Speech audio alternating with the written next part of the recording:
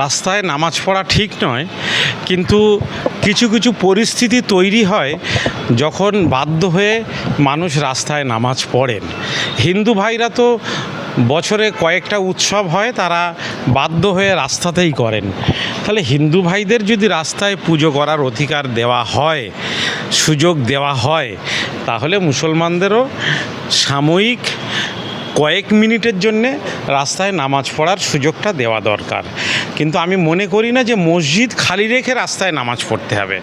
শহরে যেখানে একান্তই মসজিদের অ্যাকোমোডেশন বাড়ানোর কোনো সুযোগ থাকে না, সেই জায়গাগুলোতেই ছাড় দেওয়ার জন্য সরকারের কাছে অনুরোধ করব।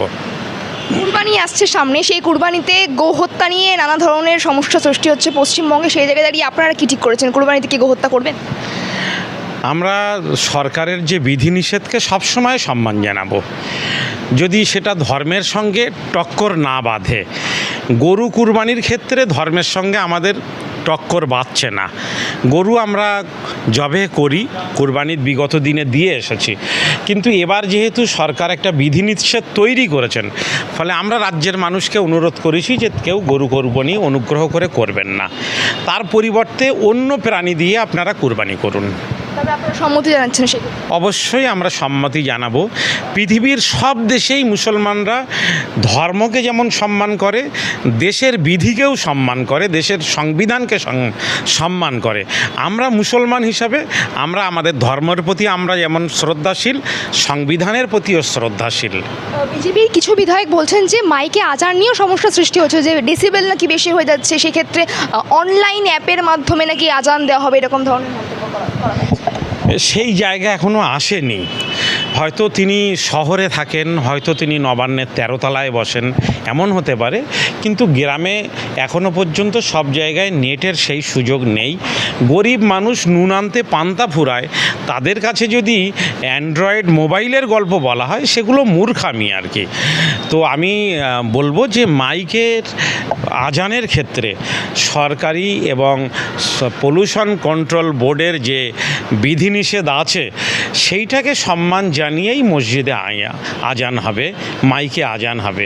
এইরকম নয় যে পলিউশন কন্ট্রোল বোর্ডের বিধিকে অমান্য করে মসজিদে মাইকে আজান হবে, এরকমটা নয়, আমরা তা করতে চাই না। তো মাদ্রাসা শিক্ষাখাতে যে বরাদ্দ রয়েছে সেটা স্থগিত করে দেওয়া হয়েছে রাজ্য সরকারের পক্ষ থেকে। এটা পুনর্বিবেচনার জন্য বলবো।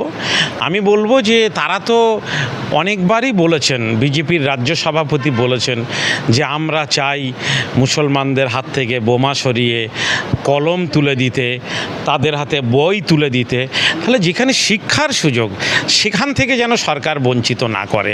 মুসলমানদের দুমুঠো যদি ভাত দেওয়া বন্ধ করে দেয়, সেটা আমরা বরদাস্ত করব, কিন্তু আমি বলবো যে শিক্ষার সুযোগ থেকে যেন নতুন জেনারেশনকে বঞ্চিত না করা হয়। সেই জায়গায় দাঁড়িয়ে বিজেপির কিছু বিধায়কই বলেছে যে মাদ্রাসায় নাকি পড়াশোনা হয় না, সেখানে জঙ্গি তৈরি হয়।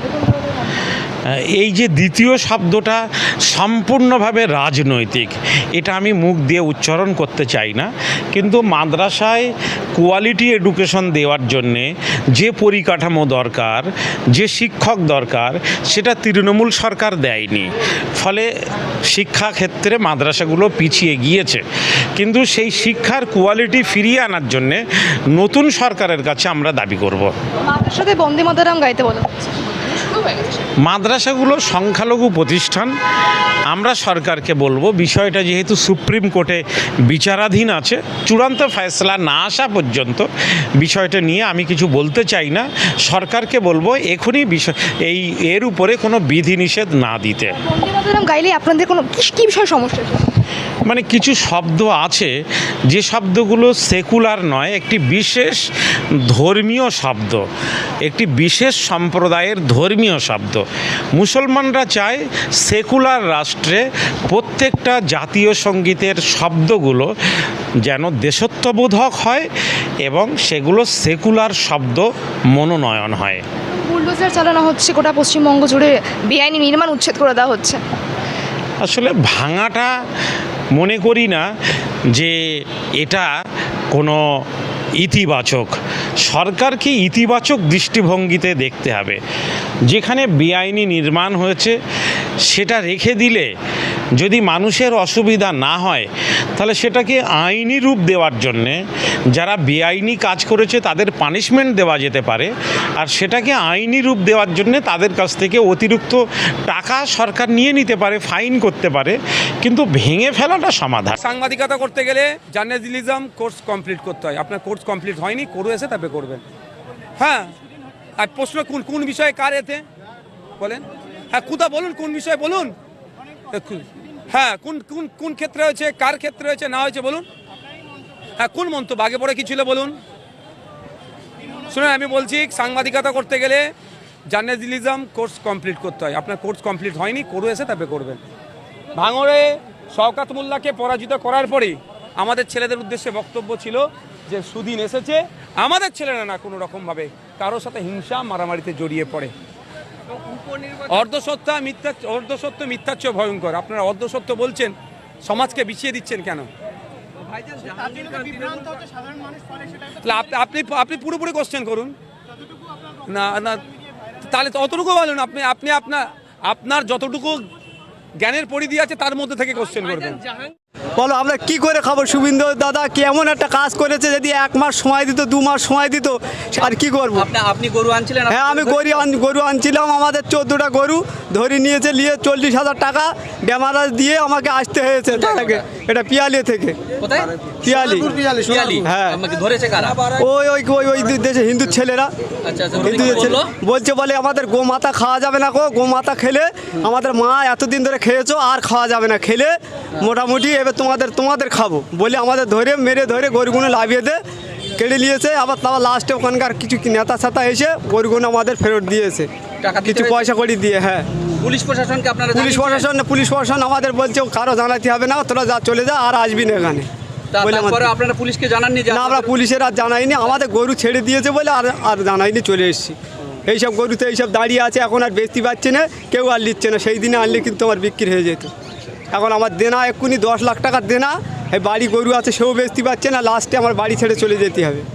এই আমার কথা, আর বলার কিছু নেই। এবার শুভেন্দু দাদা কি করলে ভালো হয় সে করুক, আর কি বলবো। यहाँ से हम गाड़ी लेके गए, 6 गोरू था मेरा गाड़ी में। हमको आवाज़ दी, हम गाड़ी को रोक दिया उधर पर ही। हमको बोल रहा तो को जेल ले जाएंगे। हम बोला क्यों जेल ले जाइएगा, हम चोरी है कि चोर चोटता है? गाड़ी वाला हम चोर है, माल चोरी का कागज़ यहाँ का दिखाया। बोला ठीक है, मगर तुमको जेल ले जाएगा। हम बोला क्यों ले जाइएगा? जब ले जाने का बात हो रहा है, हमको बोला तुम अपना लाइसेंस दिखाओ, गोरू का लाइसेंस মানে আমার পশুপালনকে তুমি গাড়িতে মধ্যে নিয়ে যাচ্ছ। কথাটা এটা আমাকে বলছে পশুপালনকে তুমি গাড়িতে নিয়ে যাচ্ছ, ওর কাগজ দাও। আমি কোথা থেকে আনবো ওর কাগজটা?